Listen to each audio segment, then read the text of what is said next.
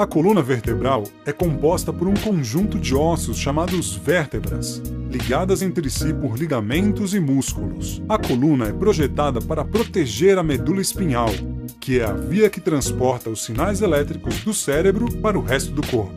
As vértebras são separadas umas das outras pelo disco intervertebral.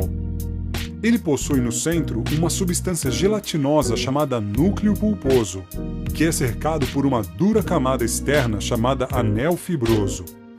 O disco tem 3 funções principais. Atua como amortecedor para evitar fraturas por compressão nas vértebras, promove mobilidade para a coluna permitindo flexão e torção, e separam as vértebras, permitindo que as raízes nervosas se ramifiquem da medula espinhal e viajem para o resto do corpo. Vamos dar uma olhada em um disco intervertebral saudável, desta vez com vista de cima. A parte rosa representa o núcleo. Este é o centro gelatinoso do disco, responsável pela altura de um disco saudável.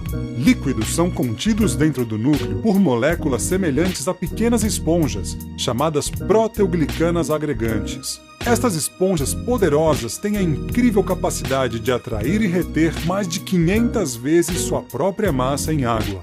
O núcleo é rodeado pelo anel fibroso. Como diz o próprio termo fibroso, o anel é um material fibroso resistente, feito principalmente de colágeno tipo 1.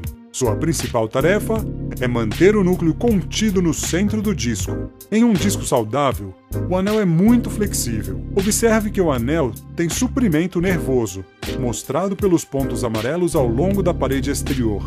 As raízes nervosas da coluna, vistas aqui em amarelo, são extensões do cérebro e da medula espinhal. As articulações vertebrais facetárias estão localizadas logo atrás das raízes nervosas da coluna. São nessas articulações facetárias que as vértebras fazem contato, já que são empilhadas uma sobre a outra.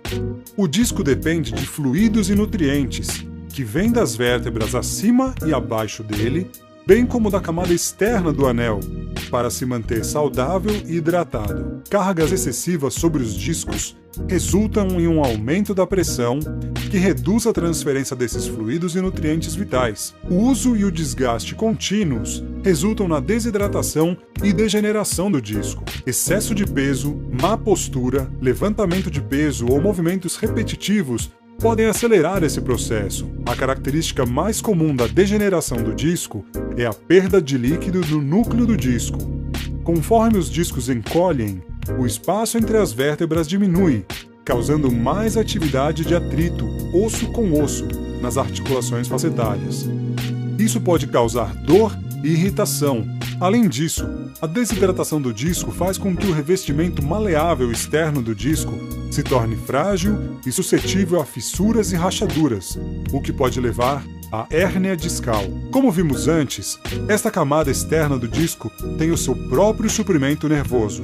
Pequenas rachaduras ou fissuras no anel podem causar fortes dores nas costas. Conforme as fissuras aumentam, o material gelatinoso do núcleo é empurrado através da parede do anel fibroso, criando um abaulamento no disco. À medida que esta condição progride, o abaulamento aplica uma pressão física na raiz nervosa. Um nervo comprimido pode provocar dores nas costas e dor ciática, que é uma dor que se irradia para as nádegas ou para uma ou ambas as pernas. Na fisioterapia, usando técnicas de descompressão e tração, a pressão prejudicial exercida no disco é reduzida drasticamente, o que pode ajudar a recuar o material gelatinoso herniado ou abaulado no núcleo de volta ao centro do disco, aliviando a pressão sobre os nervos. Além disso, a diminuição da pressão ajuda o disco a atrair fluidos e nutrientes necessários para uma boa hidratação e recuperar a sua altura. Seguindo regularmente o programa de reabilitação, pacientes percebem um efeito cumulativo positivo que reduz significativamente a dor nas costas ou na cervical, e tudo isso sem o uso de medicamentos ou cirurgia.